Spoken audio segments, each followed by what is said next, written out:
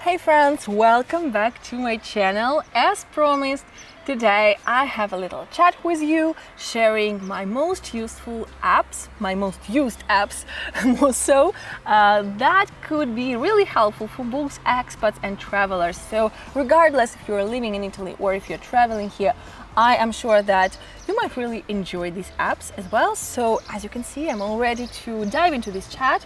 Coffee is ready. By the way, before we begin, I wanted to remind you to subscribe to my channel and hit the bell button down below so you don't miss anything, any updates. And a huge thank you to everyone who's supporting our channel, to all the amazing people donating. You are helping this channel grow a lot. And if you guys also want to join in and help this channel, support this channel, you can do so by hitting the thanks button down below, or by buying me a cup of coffee through the link in the description box, or by checking out my travel guides. You will also find the links in the description box, and by the way, they are heavily discounted. Now, without further ado, let's get into the video.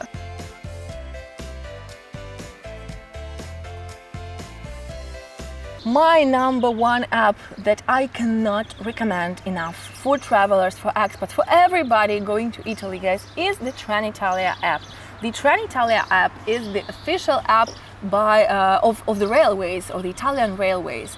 And you may think that it's not really needed because yes, you can buy your tickets directly at the train station, of course. But the Trenitalia apps allows you to buy the tickets online. It allows you to change the time of the departure. It allows you to see the platform before it appears anywhere. It allows you to see any delays, any cancellations, all of it in advance. So, you know, before you even get to the train station, it's super comfy, super useful. And honestly, it's probably my most used app. If we are talking about Italy-specific apps, you know, because as a frequent traveler myself and as someone who frequently takes the trains, guys, it's a lifesaver. Next app that I recommend you guys is the Fork, and the Fork is really cool, especially if you're a traveler, but also for expats. I actually learned about this app only after I moved to Florence because some of my expat friends here shared it with me, and this is the app that allows you to browse the restaurants and cafes in the area, read the reviews and book your table. And since Florence is very touristy city, so I'm talking about really touristy places, you know, if you're going to Florence, Rome, Lake Como maybe, it may come really handy because it might get difficult to get a table if you just walk in some places. So booking in advance is a go-to strategy for touristy places, especially for, you know, like busy places, busy restaurants. They might not necessarily be located in the city center, but locals also go to these restaurants. So, you know, they get busy, especially during the weekend, and the Fork is really helpful in that. Number 3 is for all the curious travelers out there. I want to recommend you the Rexby app, and Rexby is a really cool travel app that features numerous travel guides all around the world. I use it both as a user and as a creator myself. I have both my Bologna travel guide and my Florence travel guide posted there, and you know, I really enjoy the app as a user as well because it's so well structured and so easy to use and easy to navigate. Both of my guides each contain more than 150 things to do, and you can find lots of other guides for all countries around the world that would be similar to it. You can even book the calls with creators of the guides if you want to, you know, just have a peace of mind, just chat through your trip, or if you want a planning call, or actually many more features are available for travelers. There is a digital map that you can use offline. You don't need to have the data. You can just download it and use it with all the pins there. There are different itineraries for you. For example, my Florence travel guide features 4 custom itineraries that I've created for you, but you can also create your own using the places that I've shared there. And as I said at the beginning of this video, both of my guides are now discounted by 25% for a couple more days, so hurry up guys, you can get them directly through the link in the description box. You don't need a code or anything, the discount is already applied. You will get unlimited access to my guides with all the tips, all the places, and my advice always available to you. Now, speaking of traveling and maps and all this kind of stuff, my next app recommendation might seem obvious, But surprisingly, to me personally, I know so many people who do not use it and still overlook it. I'm talking about Google Maps. And even for the people who use iPhones, I feel like Google Maps are superior. They're super convenient when using the GPS navigation, even for walking, you know, or also for driving. And I personally find them to be working quite decently, even on remote small roads in Italy, or, you know, like remote areas, tiny villages, in the Tuscan hills, for example, like today, because we are in the countryside today, since it's a weekend. And you know, it's wonderful when you have an app that works well, that doesn't fail you when you need to go to smaller places, to countryside, or even navigate the big cities, because big touristy cities, guys, you know, you can find all these smaller streets to avoid the crowds, for example.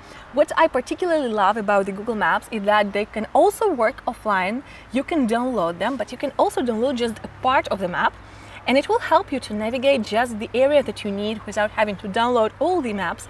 So yeah, you know, I think this app is severely overlooked. The last app I want to recommend you today is the app that is used a lot all over Europe, but it may be a little bit less popular in other parts of the world. I have this feeling when I talk to people, you know, and I'm talking about WhatsApp. And WhatsApp is a messenger. If you don't know it, probably you know this app. You might ask yourself, why do I need a messenger app when traveling to Italy? That's because, guys, everybody uses it here, not only for personal use, but also for business use.